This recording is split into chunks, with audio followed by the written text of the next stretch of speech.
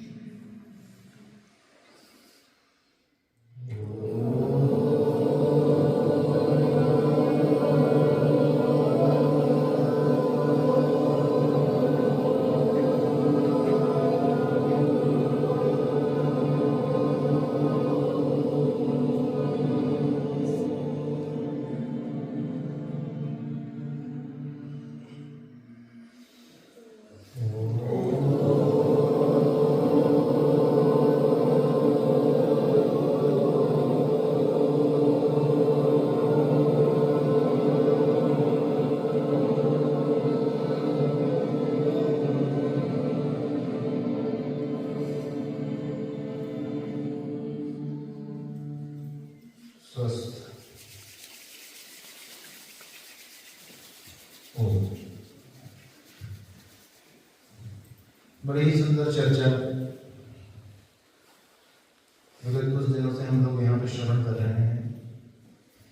पूज्य सद्गुरुदेव महाराज के सानिध्य में देवभूमि देवदात्मा हिमालय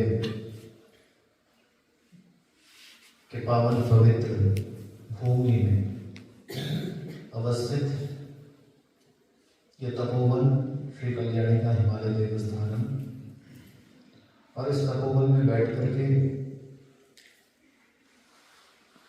पूज्य गुरुदेव के सानिध्य में और हम लोग अपने आप को जानने का, जीवन को समझने का यत्किंचित छोटा सा एक प्रयास कर रहे हैं।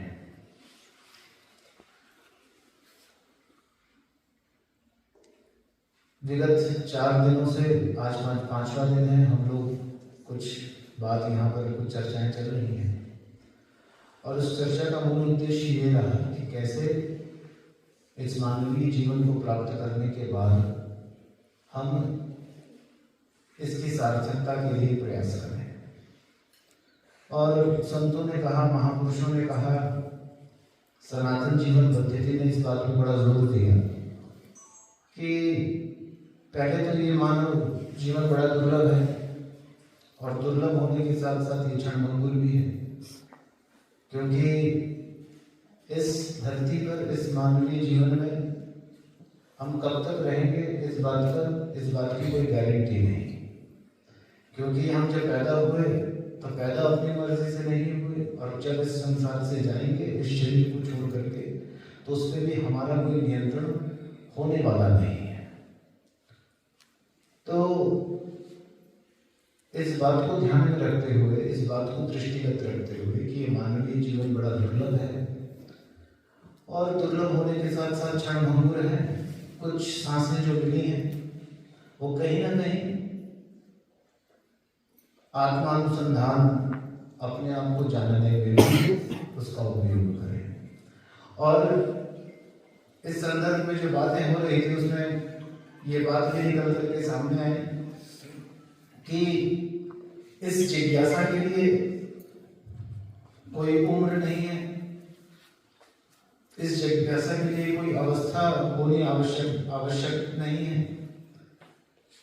ये जिज्ञासा कभी भी किसी भी उम्र में और हमारे भीतर आ सकती है, परंतु उससे पूर्व ये आवश्यक है कि हम जिस अवस्था में हैं, जिस समय जहां हैं, वहीं से हम अपने जीवन को और आकार में ढालना, उस स्थिति में लाने की ओर अपने आप को जानने के लिए जो बुद्धि, जिस प्रकार की विकसित बुद्धि चाहिए वैसे विकसित बुद्धि करने के लिए, और हम लोग कुछ ना कुछ प्रयास करें, क्योंकि बिना प्रयास के ये संभव होने वाला नहीं है। और तत्काल जब से ये बात समझ में आ जाए हम उस ओर प्रयास करना शुरू कर दें। किसी भक्त ने कहा, कृष्ण त्वदीय पद पंकज पंचलान्ते अद्यैव मे विशतु मानस राजहंसः प्राण प्रयाण समये कफवात पित्तैः कंठावरोधन विधौ स्मरणं कुतस्ते।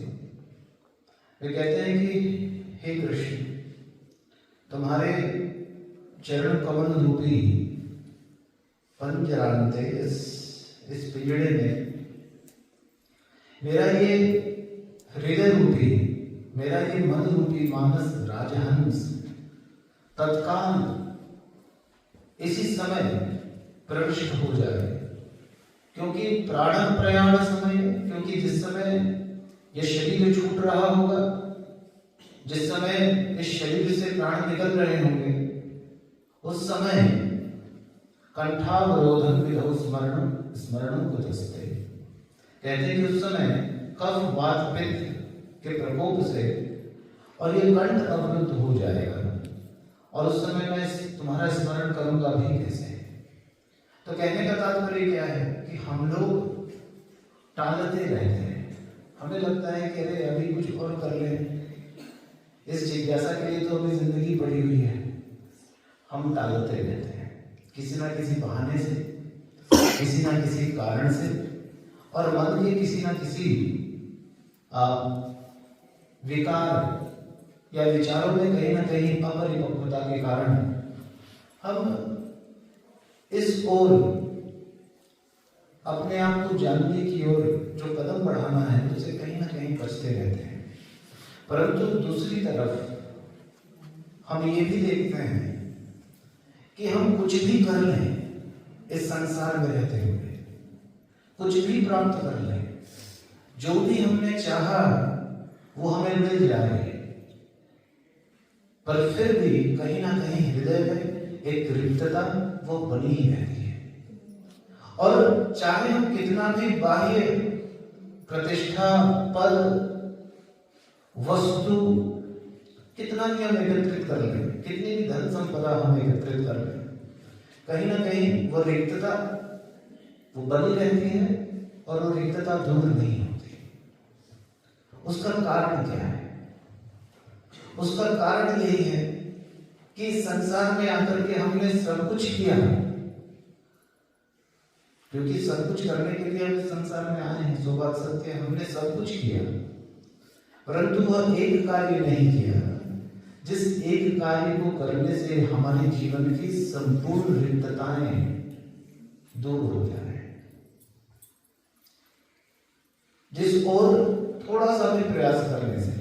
अभी हमारे महाराज श्री बतला रहे थे कि उस दिशा में एक कदम, जिसको हम लोग सत्संग कहते हैं, कि थोड़े समय के लिए भी यदि हमने सत्संग किया, क्षणमपि सज्जन संगतिरेव भवति भवार्जुन प्रणय।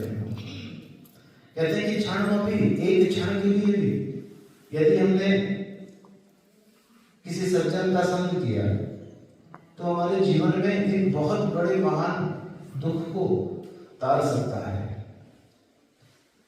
भगवान श्री कृष्ण गीता में कहते हैं, नेहा विक्रम नाशोस्ति प्रत्यवायो न विद्यते स्वल्पमप्यस्य धर्मस्य त्रायते महतो भयात्।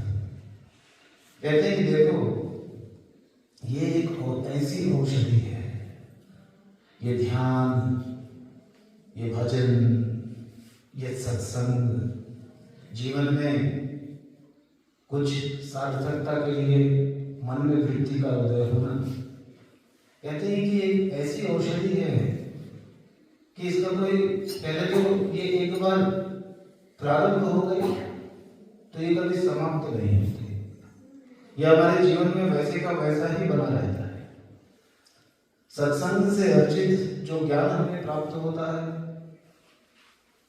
धर्माचरण से जो आत्मशक्ति, आत्मसंयम और आत्मसंबल हमें प्राप्त होता है। महापुरुषों के बताए हुए मार्ग में चलने से जो सफलता हमें प्राप्त होती है और जीवन में धर्म के आचरण से जो एक प्रकार की एक निस्संगता जो हमें प्राप्त होती है, एक निश्चिंतता हमें प्राप्त होती है। वो कहते हैं कि वो कभी समाप्त तो नहीं होती, वो वैसे की वैसी ही बनी रहती है और वे संस्कार इस प्रगाढ़ता के साथ हमारे हृदय में उतर जाते हैं कि जीवन में किसी समय यदि हमें ऐसा महसूस होता है, ऐसा फील होता है कि भाई हमारा जीवन अब हमारे हाथों से छूट रहा है, कहीं ना कहीं हमारे जीवन में जो हमारी शक्ति थी, हमारे जीवन में जो साहस था, वो धैर्य कहीं ना कहीं टूट रहा है। ऐसे समय में वो जो हमारे भीतर जो संस्कार हैं, ऐसे समय में महापुरुषों के आभा मंडल में हमें श्वास लेने के परिणाम स्वरूप जो हमें एक प्रकार की एक कवच, शक्ति रूपी कवच प्राप्त हुआ है, वो हमें दिखलाई पड़ता है जिस समय हमारे जीवन में कठिनाई आती है। जब तक कठिनाई नहीं आती तब तक तो कुछ पता नहीं चलता। इसीलिए महाभारत में एक देवी ऐसी भी है जो भगवान से कठिनाइयां मांगती है। देवी कुंती भगवान से कहते हैं कि कृष्ण मुझे तुम दुख दो, क्योंकि मेरे जीवन में जब जब दुख आया तब तक तुम आए। ऐसा दुख का एक भी क्षण नहीं रहा जीवन में जिस समय कन्हैया तुम नहीं थे। परंतु आज जब जीवन में सुख आया, जब जीवन में स्थिरता आई, तो तुम जाने की बात करते हो। तो देवी कुंती कहती है कि मुझे ऐसा सुख नहीं चाहिए जिसमें तुम ना हो।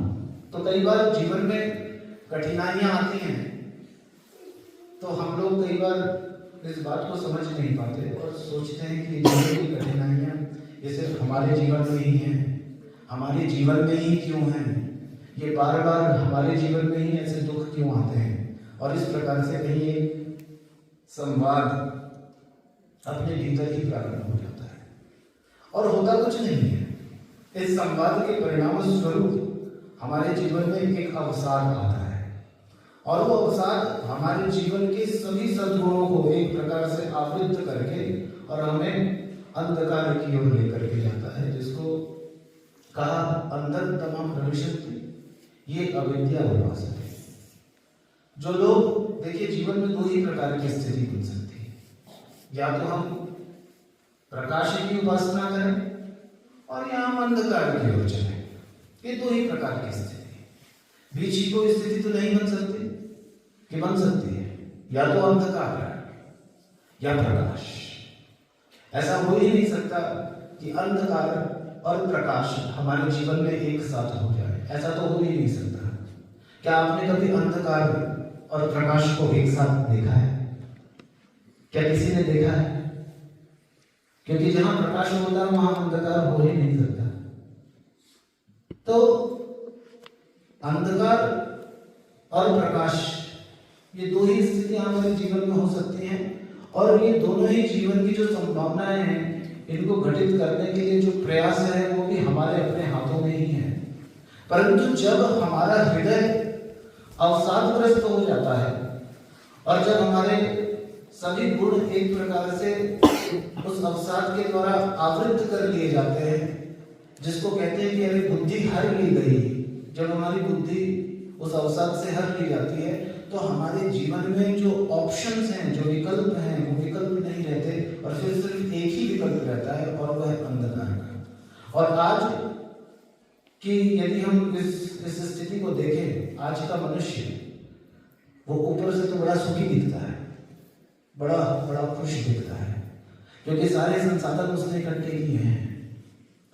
उसने मार्केट में जो जो मिल रहा है वो सब ले आया और दिन में कई बार वो बैठ करके कई बार तो ये चिंतन करता है कि मैं शॉपिंग मॉल में जाऊंगा। कई बार जब बैठता है शांति से बैठ भी नहीं पाता और ये सोचता है कि मेरे को और क्या चाहिए जीवन में, और जैसे ही वो कोई नई वस्तु देखता है उसको फिर खरीद लाता है। और इस प्रकार से खरीदते खरीदते हम लोग की जो स्थिति बनती है उसको कहते हैं कंज्यूमरिज्म। आज की भाषा में कहते हैं कि भाई मनुष्य सिर्फ एक कंज्यूमर है, एक उपभोक्ता है। तो आज की इस उपभोक्तावादी दौर में हम देखते हैं कि कहीं ना कहीं मनुष्य दिखता तो सुखी है ऊपर से, परंतु भीतर कई प्रकार के आक्रोश, कई प्रकार की मानसिक प्रताड़नाओं से ग्रस्त वह व्यक्ति कहीं ना कहीं उस अवसाद का शिकार होता जाता है। तो इसीलिए यह आवश्यक है कि हम अपने जीवन में उस प्रकाश की संभावनाओं को विकसित करें, क्योंकि दो संभावनाएं हैं जिसको हम विकसित करना चाहते हैं उसको हम विकसित कर सकते हैं। और इसीलिए मेरे प्यारे बच्चों, बंधुओं, अभी आप लोगों का जीवन ऐसा है कि इस समय इसको कहते हैं, जैसे वो मिट्टी नहीं होती, वो मिट्टी जिससे कुम्हार घड़ा बनाता है, कैसी मिट्टी होती है वो? नाजुक मिट्टी होती है। कैसी? उसको जैसा चाहो उसको आकार दे सकते हो।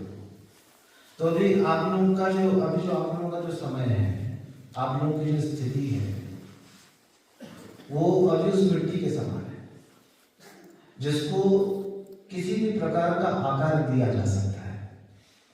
समझे? क्योंकि अभी नाजुक मन है, अभी मन कोमल है। जैसे जैसे उम्र बढ़ेगी वैसे वैसे मन उसकी कोमलता जाती रहेगी। पहले थोड़े समय के लिए मन में चंचलता बहुत आएगी, फिर थोड़े समय के बाद मन बहुत से मंसूबों की ओर दौड़ेगा, और फिर एक समय आएगा जब मन वो सोचेगा कि अब कैसे शांत होकर के और शांत हुआ जाए, परंतु तब के लिए अभ्यास अभी से करना पड़ेगा। तो आप लोगों का मन अभी बड़ा एक नाजुक मन होता है, तो उसमें जैसा उसको आप एक झोले की तरह समझिए, एक बैग की तरह। उसमें जो आप डालोगे, जो भी आज आप डालोगे अपने मन में संस्कार रूप में, वो जीवन पर्यंत आजीवन वो आप लोगों के साथ रहेगा। वो कभी भी ऐसा नहीं होगा कि वो आप लोगों का साथ छोड़ के चला जाए। और इसी को भगवान श्री कृष्ण ने कहा है, नेहा विक्रम नाशोस्ति, कि इसका कभी समापन नहीं होता। ये जिस रूप में आ जाता है फिर उस रूप में बना ही रहता है। नेहा विक्रम नाशोस्ति प्रत्यवायो न विद्यते। कहते हैं कि इस योग का, इस भक्ति का, इस सत्संग का, इसका कोई साइड इफेक्ट नहीं होता। ये एक ऐसी औषधि है जिसका कभी साइड इफेक्ट नहीं होता। और स्वल्पमप्यस्य धर्मस्य, कि ये थोड़ा सा भी यदि इसका यत्किंचित स्वल्प बहुत थोड़ी मात्रा में भी जब हम इसको अपने जीवन में उतारते हैं तो कहते हैं त्रायते महतो भयात्, हमारे जीवन के अनेक भयों से, अनेक संकटों से हम मुक्त हो जाते हैं। और जीवन का जो उद्देश्य है, जैसा महापुरुषों ने बतलाया, जैसे हमारे यहाँ ग्रंथों ने बतलाया, हमारे सांस्कृतिक विरासत ने जो हमें दृष्टि दी, जो दिशा दी, वो यही कि अपने आप को उस ओर लेकर के चलो, उस प्रकाश की ओर चलो। और इसीलिए हमारे इस देश का भी नाम भारत है। इस देश का जो नाम है भारत, उसका तात्पर्य ये होता है कि जहाँ के लोग प्रकाश की साधना में, प्रकाश के अनुसंधान में रत हों। तो हमें ये दुर्लभ मनुष्य का देह मिला है, हमें ये दुर्लभ संतों का सानिध्य मिला है, और ऐसे स्थान में हम बैठ करके जब हम आत्मचिंतन करते हैं तो निश्चित ही कहीं ना कहीं हमारे जीवन को एक दिशा मिलती है, एक दृष्टि मिलती है। क्योंकि जीवन में दिशा और दृष्टि ये दोनों ही बड़े महत्वपूर्ण हैं।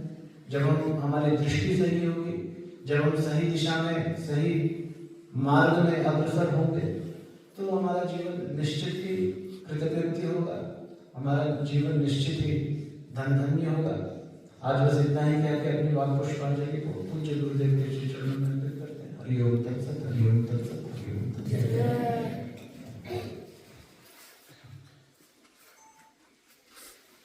देवात्मा हिमालय की इस परम पवित्र धरा पर आप सब लोग बड़े सौभाग्यशाली हैं। इस दिव्य वातावरण में अच्छी चर्चा श्रवण कर रहे हैं, जिससे मनुष्यत्व मुमुक्षत्व महापुरुष संचया के बाद जो आचार्य शंकर ने बताई है वो सब चर्चाएं आप श्रवण कर रहे हैं। अभी हमारे विश्वेश्वरानंद जी ने आपको बड़ी सुंदर बात सुनाई। हमारे भारतीय समाज में हर महापुरुष ने मनुष्य जन्म की सार्थकता के विषय में चर्चा की है। कवियों ने की है, योगियों ने की है, महापुरुषों ने की है। एक कवि लिखते हैं, मानुष जन्म अमोल मिला, सत्संगत का भी जोग मिला, यदि पथिक प्रेम पथ तुम औरों का हित कर न सके, फिर मत कहना कुछ कर न सके।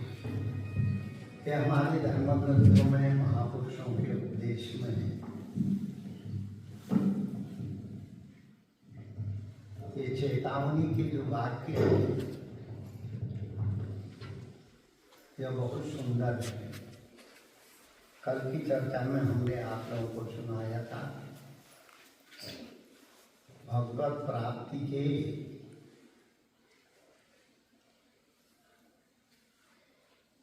में नवदा भक्ति का वर्णन आता है।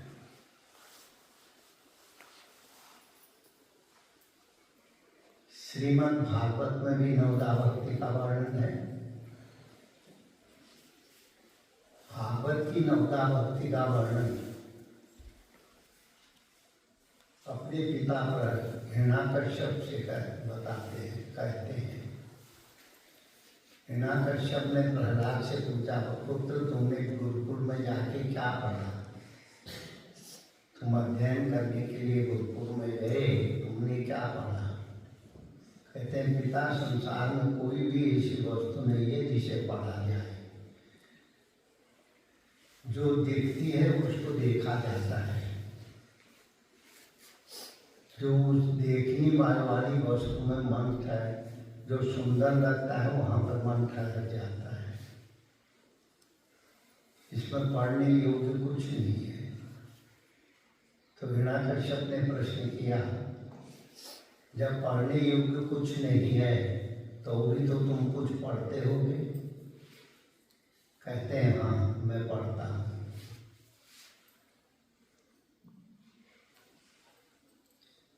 जिसने इस संसार की संरचना की है, जिससे यह संसार बना हुआ है, अस्तित्व में आया है,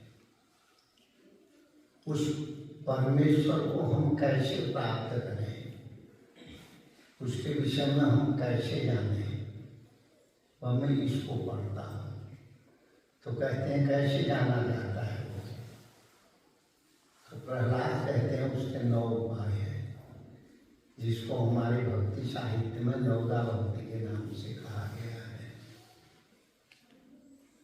श्रवणम, कीर्तनम, स्मरणम, पादसेवनम, अर्चनम, वंदनम, दास्यम, सत्य आत्मनिवेदनम। जो सत्य है, जिससे यह संसार अस्तित्व में आया है, उससे हम 9 तरह के संबंध बना सकते हैं।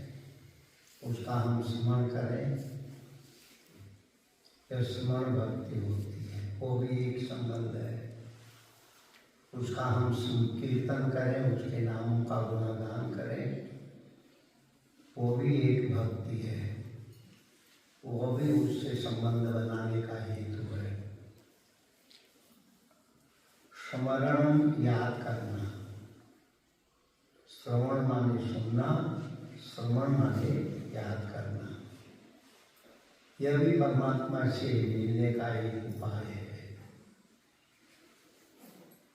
पाद सेवन, परमात्मा के किसी रूप का चिंतन करके सेवक और सेव्य भाव से, सेव्य परमेश्वर है, हम उसके सेवक हैं, यह भी भगवान से संबंध बनाने का एक कारण है। अर्चनम, अपनी श्रद्धा के अनुसार हम उसकी अर्चना करें, उसकी प्रार्थना करें, उसका चिंतन करें। वंदनम, वंदन करें, उनको प्रणाम करें, उनको आदर दें। दास्यम, हम उनके सेवक हैं, वह हमारा स्वामी है। जैसे कि मानस की पंक्तियों में तुलसी ने लिखा है, मैं सेवक सचराचर रूप राशि भगवंत। फिर सारा जगत तो परमात्मा का स्वरूप है, मैं उसका सेवक हूँ।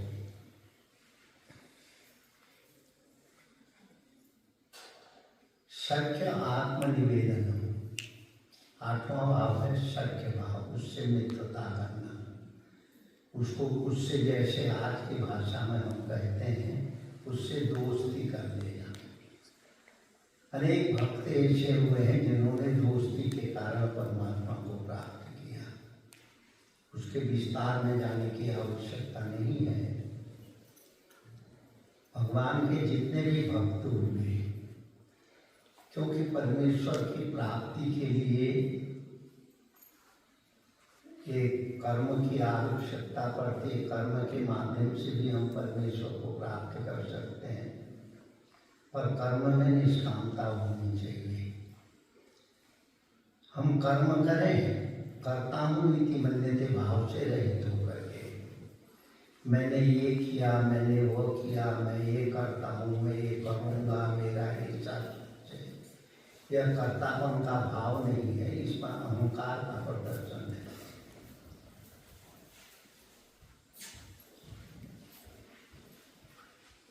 तो सख्य भाव से भी हम परमात्मा को भाव सकते हैं। नवी बात है आत्मनिवेदन, समर्पण के द्वारा की। इस श्रीमद् भागवत में परमात्मा से प्राप्ति के ये 9 उपाय बताए गए हैं। श्रवणम, कीर्तनम, स्मरणम, पाद सेवनम, अर्चनम, वंदनम, दास्यम, सख्य आत्मनिवेदनम। और भक्तों ने इसको नवदा भक्ति के रूप में कहा है। ये 9 तरह की भक्ति में 9 मह जिन कहूँ ये कहूँ होगी, नारी पुरुष सचराचर कोई, सोई अतिशय प्रिय भामिनी होगी, सकल प्रकार भगति दृढ़ होवे। भागवत में भक्त प्रहलाद ने अपने पिता को नवदा भक्ति का उपदेश दिया। मैं ये पढ़ रहा हूँ, उपदेश नहीं, मैं पढ़ रहा हूँ ये, तो उसको क्रोध हुआ और उसने प्रहलाद को बहुत तकलीफ दी। ये कथाएं आप लोग भागवत की कथा श्रवण करते वक्त प्रहलाद के चरित्र में पढ़ते हैं, क्योंकि जैसा परिवार के प्रमुख का स्वभाव होता है, अगर उसके अनुकूल हम काम नहीं करते हैं तो वो हमारे ऊपर क्रोध करेगा, हमारे साथ उसकी सामंजस्यता नहीं बैठ पाएगी, वो बैठा ही नहीं पाएगा। और दूसरी बात, मानस में भी नवदा भक्ति का उपदेश दिया गया है, जहाँ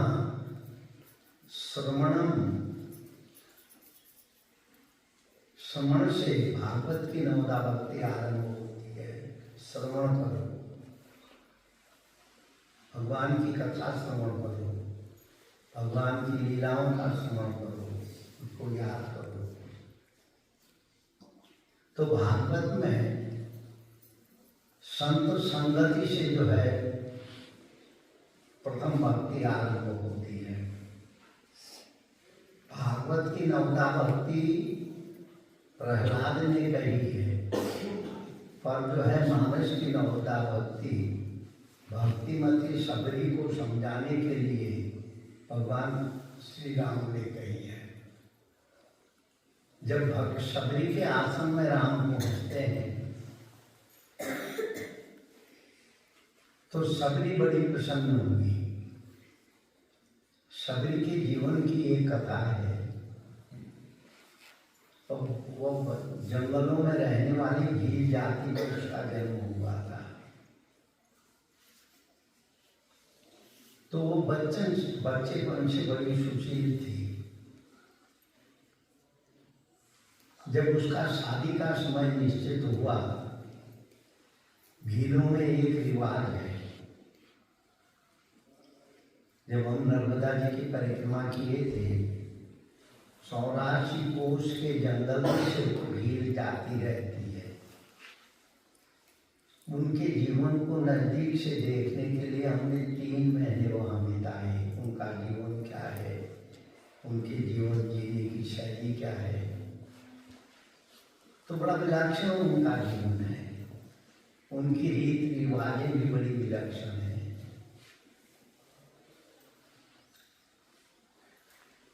भील जाति में उस क्षेत्र के लोग सब जगह एक जगह पर एकत्रित होते हैं।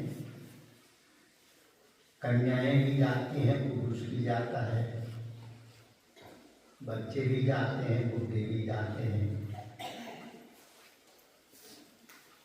कन्या जिस लड़के को प्रसन्न कर लेती है,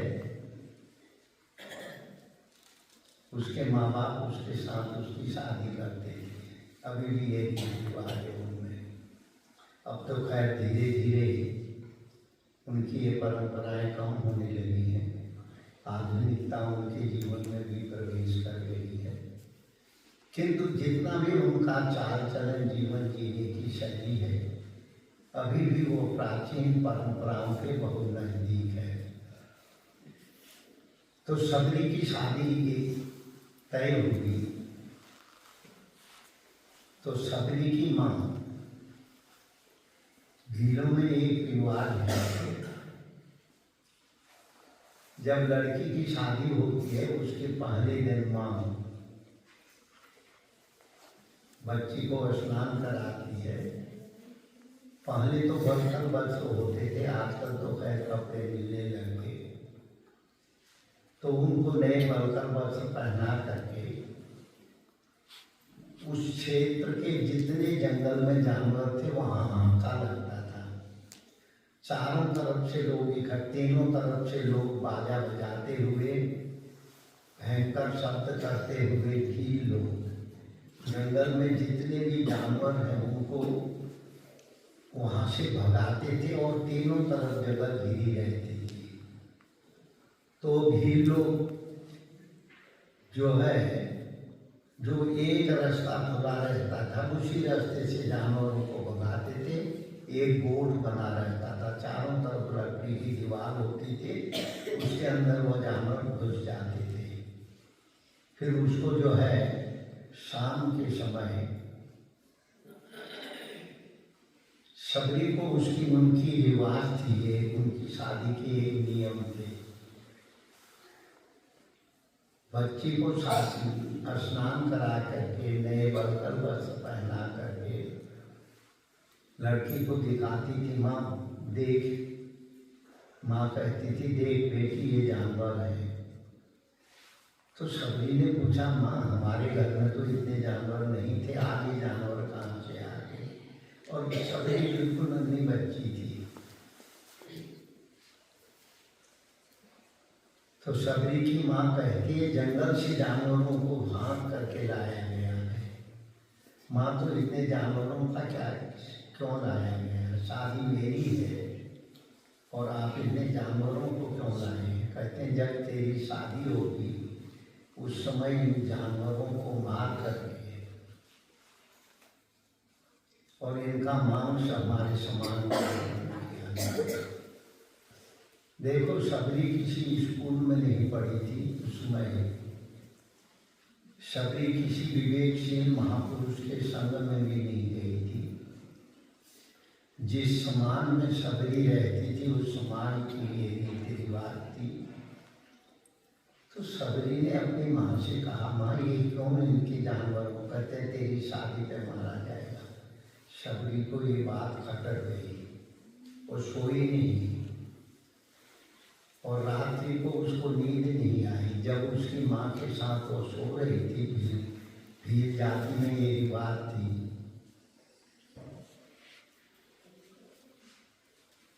तो माँ के साथ उसने बेटी को सोना पड़ता था। तो सबरी को नींद नहीं आई। जब उसकी माँ सो गई बिल्कुल, तो वह रात्रि को उस जंगल से वहाँ से भाग गई। उसने सोचा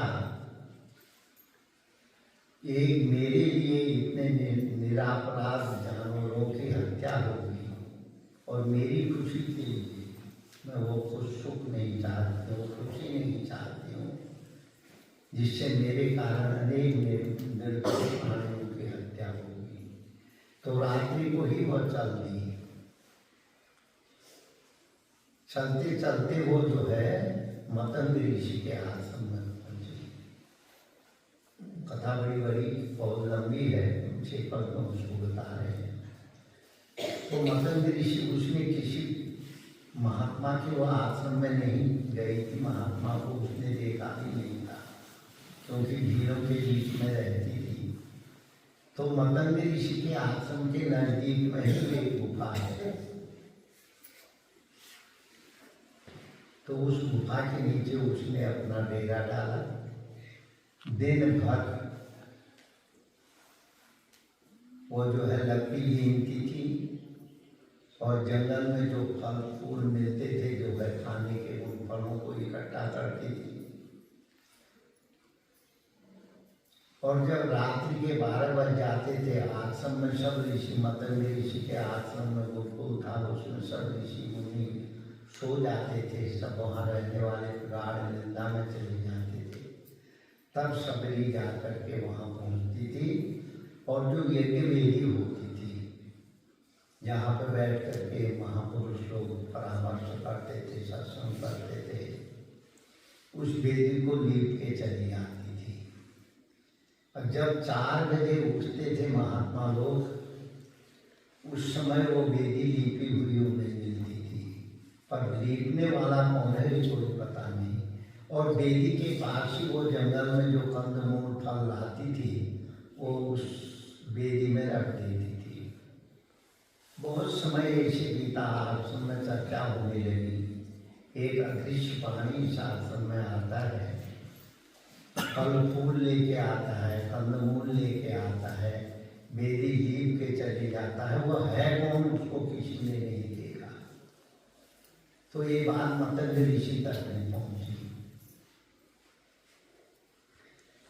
तो मतंग ऋषि ने अपने एक ब्रह्मचारी शिष्य से कहा कि आपके तुम जगना, रात्रि भर उस वेदी के नजदीक छिपके रहना। कौन उसको लिखता है, कौन आता है, ये बात हमको बताना, देखना। तो सबरी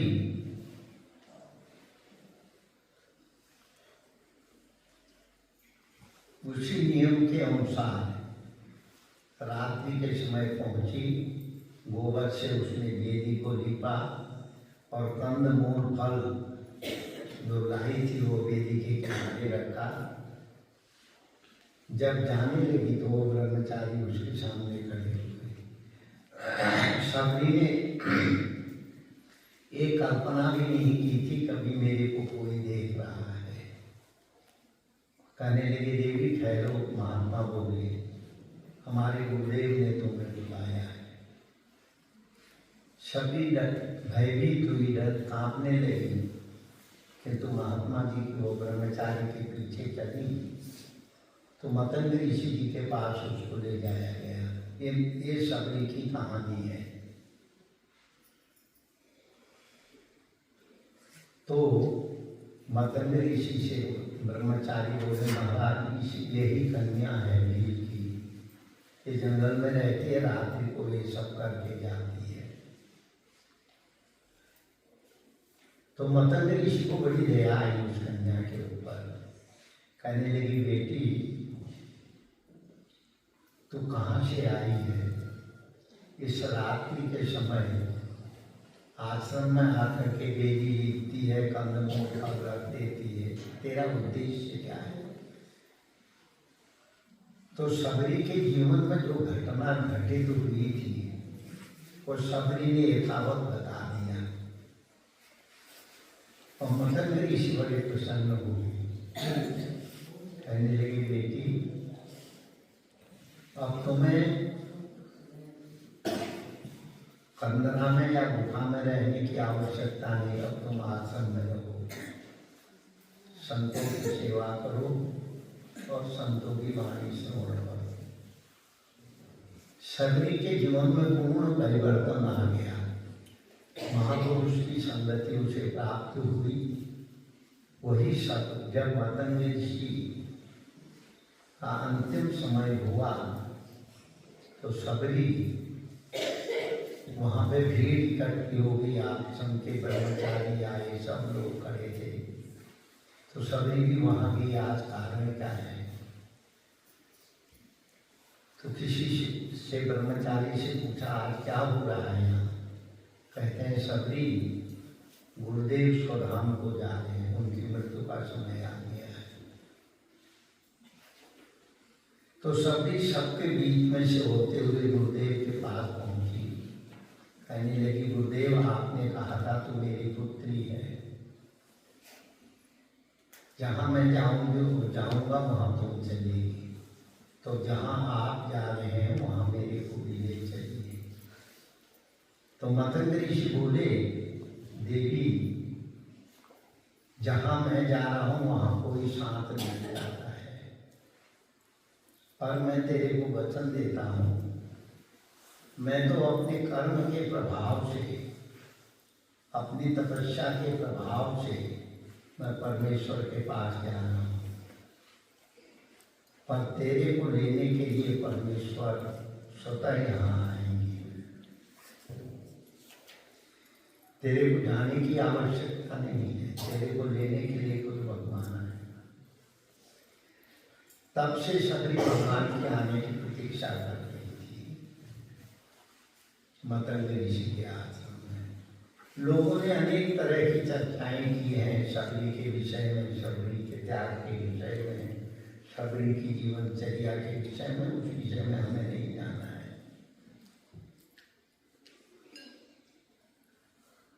जब सीता जी के अन्वेषण के लिए मर्यादा पुरुषोत्तम भगवान राघवेंद्र राम अपने छोटे भाई लक्ष्मण को लेके दंडक वन में ऋषिमुख पर्वत के नीचे मतंग ऋषि के आश्रम में पहुंचे,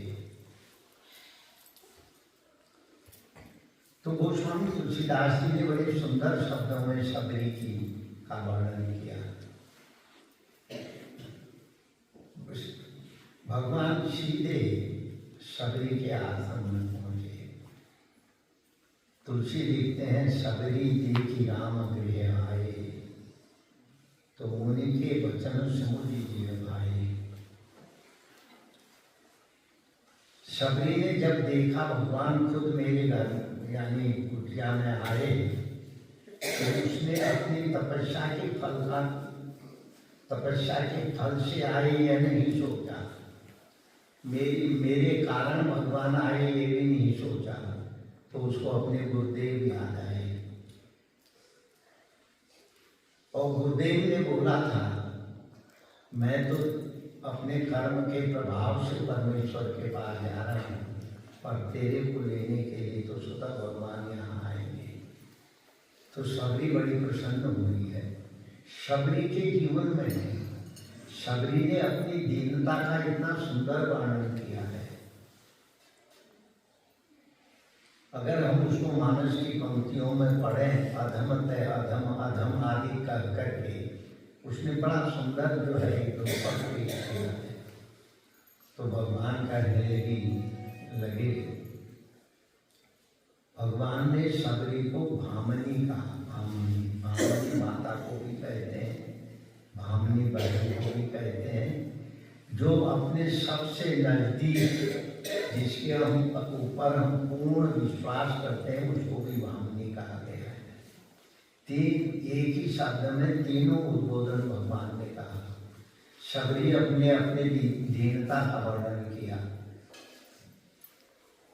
अधम ते अधम अधम अति नारी तेरे मोह में मति मंद अभागी आदि कर करके, ये किसी ज्ञानी जब हमारे हृदय में भगवान के प्रति अनुराग होता है तो हमें अपनी दीनता जो है स्वतः ही हमारे अंदर से आने लगती है। तो भगवान कहते हैं सबरी तूने जो जाति की बात करी, इससे मेरा कोई प्रयोजन नहीं। जाति पाति कुल धर्म पढ़ाई, हम किस जाति के हैं, कहाँ रहते हैं, क्या हमारा पेशा है, इससे मेरा कोई प्रयोजन नहीं है। मानव एक भगत करना था, एक भक्ति का संबंध को मैं मानता हूँ। तेरे अंदर भक्ति है इसलिए मैं तेरे पास आया हूँ। मानो ये भगवान ने नवदा भक्ति का उपदेश सबरी को दिया है। भागवत में जहाँ नवदा भक्ति आरंभ होती है श्रवणम से, और भगवान सबरी को कहते हैं भक्ति संतन कर संतन। ये लोग जो 9 गुण विशेष हैं, जिसके जीवन में है, सोई अतिशय प्रिय भामनी मोरे, सकल प्रकार भगत दृढ़। 9 में से एक प्रकार की भी भक्ति जिसके जीवन में हो, वो मेरे को परम प्रिय, अतिशय प्रिय हो गए। प्रिय में प्रिय, परम प्रिय, अतिशय प्रिय के ऊपर प्रिय में फिर कोई उपाधि नहीं होती है। जो संतों की संग करता है, संतों की संग करता है कहने का तात्पर्य अच्छे विचार जिसके जीवन में है, अच्छी सोच जिसके जीवन में है, अच्छा चरित्र जिसके जीवन में है, और अच्छे जनों के बीच में जो अपने जीवन को बिताता है, इसको वो मेरे को अतिशय प्रिय है। भगवान ने नवदा भक्ति का उपदेश जैसे प्रहलाद ने अपने पिता हिरण्याकश्यप से कहा था, क्योंकि हिरण्याकश्यप क्रूर था, तो भक्ति की बात को सुनकर के उसने प्रहलाद को बहुत पीटा। पर सबरी को जब भगवान स्वतः भक्ति का उपदेश देते हैं, श्रवण से जहाँ नवदा भक्ति भागवत में आरंभ होती है, पर संतों के संग से नवदा भक्ति जो है मानस में होती है। नवदा भक्ति कहो तो पानी सावधान सुनी सुमुखी सुमुखी शयानी। ये कहने का तात्पर्य यह है, भले ही सबरी अनपढ़ थी, भील जाति में पैदा हुई थी, जंगलों में निवास करती थी, पर जिसके जीवन में चरित्र है, जिसके जीवन में भगवान के प्रति अनुराग है, जिसके जीवन में सत्कर्म करने की जो है प्रवृत्ति है, सोई अतिशय प्रिय भामनी, वो मेरे को बहुत प्रिय है। और भगवान कहते हैं सकल प्रकार भगति दृढ़ हो रही। सबरी एक भक्ति होने के बाद भी वो मेरे को अतिशय प्रिय है, पर तेरे में तो ये 9 भक्ति भरपूर है। तात्पर्य यह है, जीवन में हम अच्छा कर्म करें, अच्छा साहित्य पढ़ें, अच्छे व्यक्तियों का संग करें, अपने जीवन को हम अच्छी तरह से अगर बिताएंगे, स्वे स्वे कर्मण्य में विरता संसिद्धि लभते। हम जिस कर्म में लगे हैं, विद्यार्थी हैं, हम अच्छा पढ़ें, हम सदग्रस्त हैं तो अपने सदगृहस्थी को अच्छी तरह से चलाएं। हम साधु हैं तो साधक जीवन को जिए। स्वे स्वे कर्मण्यभिरता, अपने अपने कर्मों के अनुसार संसिद्धि रखते नर। गीता में भगवान कहते हैं वो व्यक्ति को सिद्धि की प्राप्ति होती है, उसके मनोरथ पूरे होते हैं। यही जीवन में बड़ी सुंदर चर्चा आज आप लोगों ने विश्वेश्वरानंद जी से श्रवण की। तो अपने जीवन में अच्छा कर्म करें, अच्छे वातावरण में रहें। जब हम अच्छे वातावरण में रहेंगे, अच्छे कर्म करेंगे तो हमारे जीवन में भी अच्छाइयाँ होंगी। तो भगवान ने नवदा भक्ति का वर्णन शब्द से किया। प्रथम भक्ति संतन दर्शनदा, दूसरी रति मम कथा प्रसन्ना। रति कहते हैं प्रेम को। मेरी कथा श्रवण करना पर प्रेम पूर्वक, रति पूर्वक। गुरुपद पंकज सेवा, तीसरी भक्ति। गुरुजनों की सेवा करना, महापुरुष की जो सेवा करना अमान मान रहित हो गए। मैं करना हूँ इस भाव से मुक्त होकर के। इस तरह नवदा भक्ति का भगवान ने बड़ा उपदेश दिया। उसकी चर्चा हम लोग कल करेंगे, समय होगा तो।